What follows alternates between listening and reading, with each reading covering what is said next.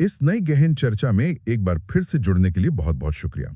आज की जो हमारी यात्रा है ना, वो काफी अलग होने वाली है। बिल्कुल, और ये कोई आम सफर नहीं है। हाँ, मतलब आज हम अमेज़न के उन बेहद घने रहस्यमय जंगलों से निकलकर सीधे ध्रुवों के उन सुन्न कर देने वाले बर्फीले रेगिस्तानों तक जाने वाले हैं। एक पूरी ग्लोबल जर्नी। एग्जैक्टली। आज का हमारा मुख्य विषय है पृथ्वी का हरा कैनवास, मतलब विश्व की प्रमुख वनस्पतियां। और मैं बता दूं कि आज की इस चर्चा के लिए हमने जो स्रोत जुटाए हैं ना, वे मुख्य रूप से नितिन एजुकेशन वर्ल्ड की एक बेहद ज्ञानवर्धक प्रस्तुति पर आधारित हैं। हाँ, और उनका काम इस विषय पर काफी डिटेल्ड है। बहुत डिटेल्ड है। तो आज का हमारा जो मिशन है वो ये समझना है कि प्रकृति ने दुनिया के अलग अलग हिस्सों में जलवायु और भूगोल के आधार पर इन वनस्पतियों को कैसे आकार दिया है। अगर हम इसे एक बड़े परिदृश्य से जोड़कर देखें तो ये महज पेड़ पौधों की कोई लिस्ट नहीं है।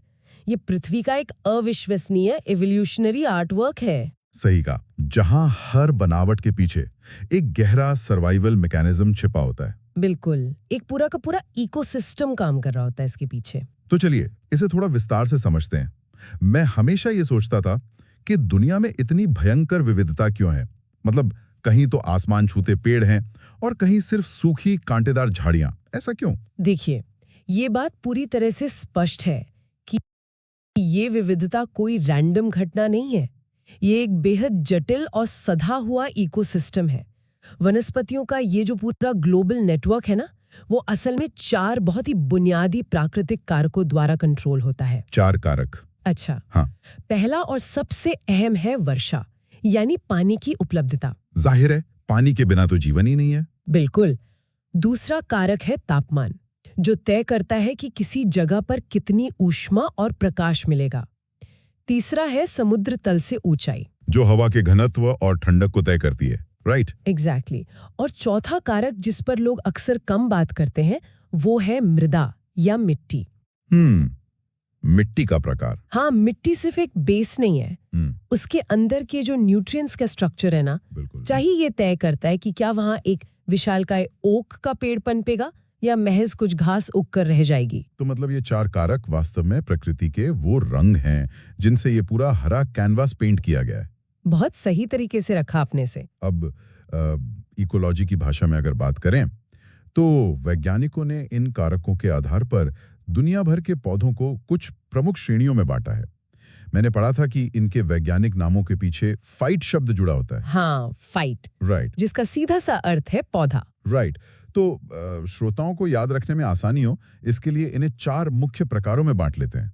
पहला है ट्रोपोफाइट, जो हमारी उष्णकटिबंधीय जलवायु वाली वनस्पति होती है। बिल्कुल। दूसरा है हाइग्रोफाइट, जो बहुत अधिक नमी और दलदली इलाकों में होते हैं। तीसरा है ज़ेरोफाइट, यानी अपनी रेगिस्तानी वनस्पति। और चौथा है हाइड्रोफाइट, जो पूरी तरह से पानी में रहने वाली जलीय वनस्पति है। एग्जैक्टली। तो ये 4 फाइट्स हो गए। वो पता है, ये नाम सिर्फ लेबल्स नहीं है, ये प्रकृति की अनुकूलन क्षमता यानी अडेप्टेशन की अद्भुत कहानियां हैं। वो कैसे? देखिए, अगर हम भूमध्य रेखा के पास चलें, यानी इक्वेटर के पास, तो ये भौगोलिक यात्रा अपने सबसे चरम रूप में दिखाई देती है। हम बात कर रहे हैं उष्णकटिबंधीय सदाबहार वनों की, जिन्हें सेल्वा भी कहा जाता है। राइट? हाँ, सेल्वा। भूमध्य रेखा के 10 डिग्री उत्तर और दक्षिण के बीच का ये इलाका दुनिया का सबसे घना और हरा भरा क्षेत्र है। इसमें अमेज़न, कांगो बेसिन और इंडोनेशिया के वन आते हैं ना? बिल्कुल। और यहाँ की सबसे बड़ी खासियत ये है कि यहाँ साल भर 200 सेंटीमीटर से भी ज्यादा बारिश होती है। बाप रे, 200 सेंटीमीटर बारिश! ये तो ऐसा है जैसे कोई एक अंतहीन शावर के नीचे खड़ा हो। बिल्कुल वैसा ही। लेकिन यहाँ मुझे एक बात हमेशा सोचने पर मजबूर करती है। रिसर्च को गहराई से देखने पर पता चलता है कि इन जंगलों की कैनोपी इतनी सघन और मल्टी लेयर्ड होती है कि चिलचिलाती धूप में भी सूर्य का प्रकाश जमीन तक पहुंच ही नहीं पाता। हाँ, जमीन पर हमेशा एक अंधेरा और भारी नमी छाई रहती है। तो वही बात है ना, 200 सेंटीमीटर बारिश और इतनी ज्यादा नमी, इसमें तो फंगस और बीमारियां पेड़ों को तुरंत खत्म कर देनी चाहिए। ये पेड़ खुद को सड़ान से बचाते कैसे हैं? ये एक बहुत ही शानदार इवोल्यूशनरी सवाल है। असल में इन पेड़ों ने इस नमी से निपटने के लिए बेहद चिकनी छाल विकसित कर ली है। Smooth bark. अच्छा, ताकि पानी फिसले। एग्जैक्टली, पानी उनकी सतह पर टिक ही नहीं पाता और सीधे नीचे फिसल जाता है। इससे फंगस या परजीवी पौधों को पनपने का मौका ही नहीं मिलता। क्या बात है। और इतना ही नहीं, इनकी पत्तियों के सिरे बहुत नुकीले होते हैं, जिन्हें ड्रिप टिप्स कहते हैं। ड्रिप टिप्स देते हैं। और क्योंकि इन पेड़ों को लगातार पानी और भारी गर्मी मिलती है, ये बहुत तेजी से बढ़ते हैं और इनकी लकड़ियां बेहद कठोर हो जाती हैं। अच्छा, तो एबोनी, महोगनी और रोजवुड जैसे भारी लकड़ी वाले पेड़ जो हम देखते हैं, वो इसी सघन प्रतियोगिता का नतीजा है। बिल्कुल। यहाँ पर बात सच में बहुत दिलचस्प हो जाती है, क्योंकि अब हम दुनिया के सबसे गीले और घने जंगलों से निकलकर सीधे एक ऐसे इलाके की ओर बढ़ रहे हैं जहाँ का मौसम बिल्कुल उलट है। मरुस्थलीय वनस्पति। हाँ, ज़ेरोफाइट। ये एक ऐसा इलाका है जहाँ साल भर में महज 25 सेंटीमीटर से भी कम बारिश होती है। अमेज़न के 200 सेंटीमीटर के मुकाबले सिर्फ 25 सेंटीमीटर। वही तो, ऐसे में पौधों का जिंदा रहना तो किसी चमत्कार से कम नहीं लगता। देखने में ये चमत्कार लगता है, लेकिन ये लाखों सालों के संघर्ष का नतीजा है। रेगिस्तान में पौधे केवल जीवित नहीं रहते, वो पानी की एक एक बूंद को सहेजने के मास्टर बन चुके हैं। वो कैसे करते हैं? देखिए, वाष्पोत्सर्जन या ट्रांसपिरेशन, जिससे पत्तियों के जरिए पानी भाप बनकर उड़ जाता है, उसे रोकने के लिए ज़ेरोफाइट पौधों ने अपनी पत्तियों को ही पूरी तरह से कांटों में बदल लिया है। जैसे कैक्टस? हाँ, कैक्टस इसका सबसे क्लासिक उदाहरण है। इससे न केवल पानी बचता है, बल्कि यह उन्हें रेगिस्तानी जानवरों से भी बचाता है, जो अपनी प्यास बुझाने के लिए उन्हें खा सकते हैं। डबल फायदा। बिल्कुल। इसके अलावा पौधों के तने बहुत गूदेदार और स्पंज की तरह हो जाते हैं, जो बारिश की एक बूंद को भी सोखकर स्टोर कर लेते हैं।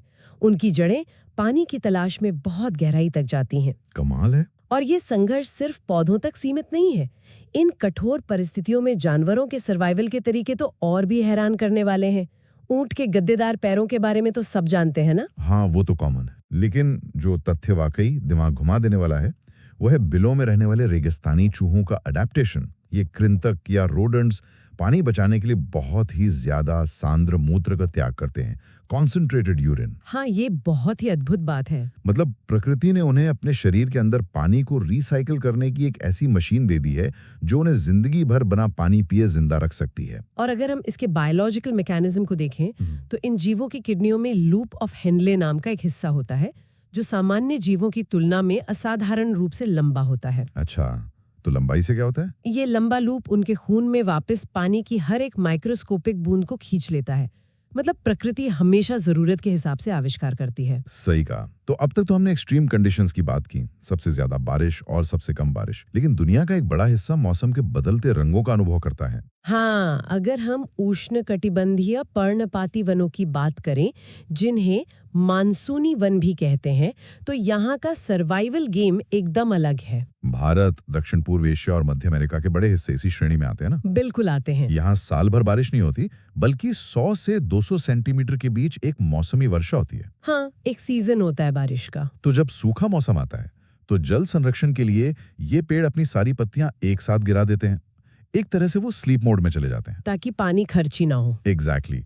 सागवान, जैसे टीक कहते हैं, साल, शीशम, नीम और आम जैसे पेड़ जो हमारे इर्द गिर्द दिखाई देते हैं, वे इसी मानसूनी वनस्पति का हिस्सा है। और पत्तियों का गिरना एक बेहतरीन एवोल्यूशनरी डिफेंस है। बिल्कुल है। और जब हम इन पर्णपाती वनों से और कम बारिश वाले क्षेत्रों की ओर बढ़ते हैं, तो पेड़ धीरे धीरे कम होने लगते हैं और उनकी जगह ले लेते हैं घास के मैदान। हाँ, घास के मैदान। अब यहाँ एक सवाल ये उठता है कि इन विशाल मैदानों में पेड़ क्यों नहीं उगते, सिर्फ घास ही क्यों? हाँ, ऐसा क्यों होता है? इसका मुख्य कारण है अनियमित बारिश, प्राकृतिक आग और बड़ी संख्या में चरने वाले जानवर। घास की खासियत यह है कि वो अपने निचले हिस्से या बेस से बढ़ती है, न कि ऊपरी सिरे से। ओहो। तो जब कोई जानवर उसे खा लेता है या आग उसे जला देती है, तो वो आसानी से दोबारा उगाती है। जबकि पेड़ों के सिरे कटने या जलने पर तो पेड़ मर जाते हैं। बिल्कुल। ये एक बहुत ही शानदार इंसाइट है। अब दुनिया भर में इन घास के मैदानों को मुख्य रूप से 2 भागों में बांटा गया है। एक तो उष्णकटिबंधीय यानी ट्रॉपिकल, और दूसरा शीतोष्ण यानी टेम्परेट। हाँ। उष्णकटिबंधीय में अफ्रीका का सवाना, वेनेजुएला का लैनोज और ब्राजील का कंपोज शामिल है। और मैंने पढ़ा कि यहाँ की घास की लंबाई 1.3 मीटर से लेकर 3 मीटर तक लंबी हो सकती है। हाँ, 3 मीटर तक। बहुत लंबी होती है। ये वो इलाका है जिसे हम अक्सर वाइल्ड लाइफ डॉक्यूमेंट्रीज में देखते हैं, जहां शेर और हाथी छिपकर शिकार करते हैं। बिल्कुल। और दूसरी ओर है शीतोष्ण या टेम्परेट घास के मैदान, जो मध्य अक्षांशों में पाए जाते हैं। जैसे उत्तरी अमेरिका में प्रेरी। हाँ, प्रेयरी, यूरेशिया में स्टेपी, अर्जेंटीना में पंपाज, दक्षिण अफ्रीका में वेल्ड और ऑस्ट्रेलिया में डाउन्स। इनके नाम काफी अलग अलग हैं हर जगह। हाँ, क्षेत्रीय नाम है। यहाँ की घास भले ही छोटी होती है, लेकिन ये पोषक तत्वों से इतनी भरपूर होती है कि आज ये इलाके दुनिया के ब्रेड बास्केट बन चुके हैं। ब्रेड बास्केट मतलब खेती के लिए। एग्जैक्टली। दुनिया भर का ज्यादातर गेहूं और मक्का यहीं उगता है और सबसे बड़े पशुपालन उद्योग भी यहीं पनपते हैं। ये तो हुई लंबी और छोटी घासों की बात, लेकिन मुझे वो हिस्सा सबसे ज्यादा दिलचस्प लगा जहां का मौसम हमारी सामान्य समझ के बिल्कुल उलट काम करता है। आप भूमध्य सागरीय वनस्पति की बात कर रहे हैं ना? हाँ, जहां गर्मियों के बजाय सर्दियों में बारिश होती है। मेडिटेरेनियन। बिल्कुल। ये क्षेत्र महाद्वीपों के पश्चिमी भाग में 30 डिग्री से 40 डिग्री अक्षांश के बीच फैला है। यहाँ गर्मियाँ बिल्कुल खुश्क होती हैं। और सर्दियों में पछुआ पवनों यानी वेस्टर्लीज के कारण बारिश होती है। हाँ, और इस विशिष्ट जलवायु ने इस पूरे क्षेत्र की इकोनॉमी और कल्चर को ही आकार दे दिया है। खट्टे और रसीले फलों का क्षेत्र है ये। जैतून, अंगूर, संतरा और अंजीर जैसे पेड़ यहाँ बहुतायत में होते हैं। शुष्क गर्मियों से बचने के लिए यहाँ के पेड़ों की पत्तियां बहुत मोटी और मोमयुक्त होती हैं। वैक्स जैसी कोटिंग होती है। हाँ, जो नमी को लॉक कर देती है। भूमध्य सागर के आसपास का इलाका, कैलिफोर्निया और ऑस्ट्रेलिया के कुछ हिस्से इसी जलवायु के कारण आज दुनिया भर में वाइन और ऑलिव ऑयल के सबसे बड़े उत्पादक हैं। और अगर मध्य अक्षांशों में थोड़ा और ऊपर जाएं तो शीतोष्ण कटिबंधीय वन मिलते हैं, टेम्परेट डिसिजुअस। हाँ, जहाँ 4 स्पष्ट ऋतुएं होती हैं। बिल्कुल। यहाँ सर्दियों की भयंकर बर्फबारी से बचने के लिए ओक, मेपल और बीच जैसे चौड़ी पत्ती वाले पेड़ बर्फ गिरने से ठीक पहले अपनी पत्तियां गिरा देते हैं। पतझड़ का समय। हाँ, पतझड़ में ये नज़ारा बेहद खूबसूरत होता है, लेकिन इसका जो इकोलॉजिकल इम्पैक्ट है ना, वो उससे भी बड़ा है। बिल्कुल है। जब ये अरबों चौड़ी पत्तियां हर साल जमीन पर गिरती हैं और सड़ती हैं, तो वे मिट्टी में भारी मात्रा में ऑर्गेनिक मैटर मिला देती हैं। खाद बन जाती है एक तरह से। हाँ, और यही कारण है कि इन शीतोष्ण कटिबंधीय वनों की जो ब्राउन सॉइल होती है, वो दुनिया की सबसे उपजाऊ मिट्टियों में से एक है। मतलब ये एक ऐसा साइकिल है जहां पेड़ खुद अपने लिए एक रिच न्यूट्रिएंट बेस तैयार करते हैं। बिल्कुल सही। अब हम इस यात्रा में उस बिंदु पर पहुंच रहे हैं जहां ठंड का राज शुरू होता है। 50 डिग्री से 70 डिग्री अक्षांश, कनाडा, यूरोप का उत्तरी हिस्सा और साइबेरिया। यहाँ राज करते हैं टैगा या कोणधारी वन, कॉनिफेरस फॉरेस्ट्स। यहाँ पेड़ों की पत्तियां चौड़ी होने के बजाय सुई जैसी नुकीली होती है ना। हाँ, और इसके पीछे का विज्ञान बहुत ही सटीक है। ये शंक्वाकार या तिकोना आकार इसलिए होता है ताकि भारी बर्फबारी के दौरान बर्फ पत्तियों पर टिकने के बजाय फिसलकर नीचे गिर जाए, ताकि पेड़ की डालियां टूटे नहीं। एग्जैक्टली।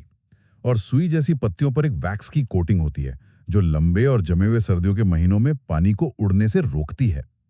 पाइन, स्प्रूस और देवदार इसके प्रमुख वृक्ष हैं। और इकोनॉमी के लिए भी ये बहुत जरूरी है ना? बहुत ज्यादा। आर्थिक दृष्टि से देखें तो इन पेड़ों की लकड़ी बहुत मुलायम होती है, सॉफ्टवुड। आज हमारे घरों में डिलीवरी के लिए आने वाले जो कार्डबोर्ड बॉक्स होते हैं, कागज और पैकेजिंग सामग्री का एक बहुत बड़ा हिस्सा इन्हीं टैगा वनों की लंबरिंग इंडस्ट्री से आता है। ये काफी बड़ी बात है। और टैगा से भी ऊपर 70 डिग्री से 90 डिग्री अक्षांश के बीच ध्रुवीय क्षेत्र आते हैं। टुंड्रा प्रदेश। हाँ, शीत मरुस्थल। यहाँ साल के 10 महीने भयंकर सर्दी होती है और तापमान -55 डिग्री सेल्सियस तक गिर जाता है। -55? हाँ, और इस जमा देने वाली ठंड में वनस्पति के नाम पर केवल कुछ मॉस और लाइकेन ही पनप पाते हैं। जानवर भी ध्रुवीय भालू और वॉलरस जैसे होते हैं। और इस निर्दयी माहौल में भी इंसानों के अदम्य साहस को नजरअंदाज नहीं किया जा सकता। वो कैसे? खाना बदोश जनजातियां हैं वहाँ। उत्तरी अमेरिका में एस्किमो, यूरोप में लैप जनजाति और साइबेरिया में सेमोएड लोग इस जमे हुए परिदृश्य में भी प्रकृति के साथ एक ऐसा संतुलन बनाकर रहते हैं जो मॉडर्न दुनिया के लिए एक बहुत बड़ा सबक है। वाकई, ये तो बात हुई कि कैसे अक्षांश बदलने पर दुनिया बदलती है, लैटिट्यूड्स बदलने पर। लेकिन एक बहुत ही अनोखा सिद्धांत है जिसने मुझे वाकई हैरत में डाल दिया। कौन सा सिद्धांत? वो सिद्धांत है कि ऊंचाई अक्षांश की नकल करती है। Altitude mimics latitude. ओह हाँ, इसका मतलब ये है कि जो बदलाव हम हजारों किलोमीटर की यात्रा करके इक्वेटर से ध्रुवों तक देखते हैं, वही बदलाव एक ऊंचे पहाड़ पर महज कुछ किलोमीटर ऊपर चढ़ते हुए देखा जा सकता है। ये भूगोल के सबसे शानदार रहस्यों में से एक है। इसे थोड़ा समझाएंगे? बिल्कुल। कल्पना कीजिए कि हम इक्वेटर के पास किसी बहुत ऊंचे पहाड़ पर चढ़ रहे हैं। पहाड़ के बेस पर बिल्कुल उष्ण कटिबंधीय सदाबहार वन मिलेंगे। एकदम घने जंगल। हाँ, थोड़ा ऊपर चढ़ेंगे, हवा ठंडी होगी तो टैगा जैसे शीतोष्ण शंकुधारी वन दिखाई देंगे। और जब 3000 मीटर से ऊपर चोटी की ओर पहुंचेंगे तो ठीक वैसी ही वनस्पति मिलेगी जैसे ध्रुवों पर होती है। यानी अल्पाइन टुंड्रा और उसके ऊपर सिर्फ स्थायी बर्फ। एग्जैक्टली। एक ही पहाड़ पर पूरी दुनिया की जलवायु का एक मिनी मॉडल देखने को मिल जाता है। क्या बात है। अब तक तो जमीन और पहाड़ों की बात हुई, लेकिन जल की दुनिया के बिना ये चर्चा अधूरी है। एस्चुरी और प्रवाल भित्तियों के अलावा मैंग्रोव वनस्पति पृथ्वी के इकोसिस्टम का एक बेहद अहम हिस्सा है। हाँ, मैंग्रोव बहुत जरूरी है। ज्यादातर पेड़ तो खारे पानी में तुरंत मर जाते हैं, लेकिन मैंग्रोव ने खारे पानी यानी सैलिनिटी में सरवाइव करने की अद्भुत क्षमता विकसित कर ली है। और मैंग्रोव का ये अडेप्टेशन बहुत ही जटिल है। जिस दलदली पानी में वे उगते हैं, वहाँ मिट्टी में ऑक्सीजन लगभग शून्य होती है। तो फिर जड़ें सांस कैसे लेती हैं? यही तो बात है। जड़ों के लिए सांस लेना नामुमकिन हो जाता है। इसलिए उन्होंने अपनी कुछ जड़ों को गुरुत्वाकर्षण के विपरीत जमीन से बाहर हवा में निकाल लिया है। हवा में जड़ें? हाँ, इन विशेष जड़ों को न्यूमेटोफोर कहा जाता है। न्यूमेटोफोर। ये बाहर निकली हुई जड़ें स्नॉर्कल की तरह काम करती हैं, जो उन्हें दलदल के बाहर से सीधे हवा से ऑक्सीजन खींचने में मदद करती हैं। न्यूमेटोफोर सच में प्रकृति की इंजीनियरिंग का एक मास्टरपीस है। भारत का सुंदरवन दुनिया का सबसे बड़ा मैंग्रोव वन है ना? हाँ, जो सुंदरी वृक्षों और रॉयल बंगाल टाइगर का घर है। बिल्कुल। ये मैंग्रोव वन समुद्री तूफानों और सुनामी से तटों की रक्षा करने के लिए एक शॉक एब्जॉर्बर का काम करते हैं। तो इस सब का असल में क्या मतलब है? अब क्या कहना चाह रहे हैं? मेरा मतलब है कि इतनी विविधता और इतने अद्भुत अनुकूलन को समझने के बाद एक कड़वी सच्चाई भी सामने आती है। पृथ्वी के इस हरियाली पर एक बहुत बड़ा संकट मंडरा रहा है। दुर्भाग्य से ये सच है। वन उन्मूलन यानी डिफॉरेस्टेशन, कृषि विस्तार और शहरीकरण के कारण ये हरा कैनवस बहुत तेजी से सिकुड़ रहा है। और इसके ऊपर से जलवायु परिवर्तन और ग्लोबल वार्मिंग इस विनाश की गति को और बढ़ा रहे हैं। बिल्कुल। एक डेटा पॉइंट जो बेहद चिंताजनक है वो ये है कि पिछले महज 40 वर्षों में भारत के 50% से अधिक मैंग्रोव वन नष्ट हो चुके हैं। 50%? हाँ, हमने अपनी आधी से ज्यादा प्राकृतिक तटीय सुरक्षा दीवार को खत्म कर दिया है। यहाँ जो बात सबसे हैरान करने वाली है वो ये है कि समाधान हमारे पास मौजूद है। समाधान? हाँ, जैव विविधता का संरक्षण अब कोई चॉइस नहीं है, बल्कि एक अनिवार्यता है। हम कैसे इन्हें बचा सकते हैं? संरक्षण के लिए स्वस्थाने यानी इन सीटू तरीके अपनाए जाते हैं। In situ? हाँ, जहां नेशनल पार्क और बायोस्फीयर रिजर्व बनाकर जानवरों और पौधों को उनके घर में ही सुरक्षा दी जाती है। अच्छा। और जब कोई प्रजाति खतरे में होती है तो बहिस्थाने यानी एक्स सीटू संरक्षण के तहत उन्हें बोटानिकल गार्डन या सीड बैंक में सुरक्षित रखा जाता है। ये काफी अहम कदम है। इसके अलावा हॉटस्पॉट्स होते हैं, जैसे पश्चिमी घाट और पूर्वी हिमालय। एग्जैक्टली। जहां विविधता बहुत अधिक है लेकिन खतरा भी उतना ही बड़ा है, वहां हमें सबसे ज्यादा ध्यान केंद्रित करने की जरूरत है। इस पूरी चर्चा से ये स्पष्ट होता है कि पृथ्वी का ये हरा कैनवास आपस में जुड़ा हुआ एक ऐसा ताना बाना है जिस पर हमारा पूरा अस्तित्व टिका है। बिल्कुल। अमेज़न के नमी वाले जंगलों से लेकर टुंड्रा की बर्फ तक हर चीज एक डेलिकेट बैलेंस में है। हम जैव विविधता का संरक्षण करें ताकि धरती पर जीवन मुस्कुराता रहे। इससे एक बहुत ही महत्वपूर्ण सवाल खड़ा होता है। कैसा सवाल? अगर हम उस नियम को याद करें जिस पे हमने अभी बात की थी कि ऊंचाई अक्षांश की नकल करती है। हाँ, ऑल्टीट्यूड मिमिक्स लैटिट्यूड। तो जरा सोचिए, ग्लोबल वार्मिंग और बढ़ते तापमान के कारण पहाड़ की तलहटी के जो जंगल हैं वो धीरे धीरे ऊपर की ओर खिसकेंगे, ठंडी जगह की तलाश में। बिल्कुल। लेकिन जो वनस्पतियां और जीव पहले से ही पहाड़ के बिल्कुल चोटी पर रह रहे हैं, एल्पाइन टुंड्रा में, जब उनके लिए नीचे से गर्मी बढ़ेगी तो वे कहाँ जाएंगे? ये तो क्या उनके लिए पहाड़ पर और ऊपर चढ़ने की कोई जगह बचेगी या वे हमेशा के लिए इस हरे कैनवस से मिट जाएंगे? क्या उनके लिए और ऊपर जाने का कोई रास्ता बचेगा? ये वाकई एक ऐसा सवाल है जिस पर हम सबको गहराई से विचार करना चाहिए। और इसी विचारोत्तेजक सवाल के साथ हम आज की इस गहन चर्चा को यहीं समाप्त करते हैं। सुनते रहिए और प्रकृति के इन रहस्यों पर विचार करते रहिए।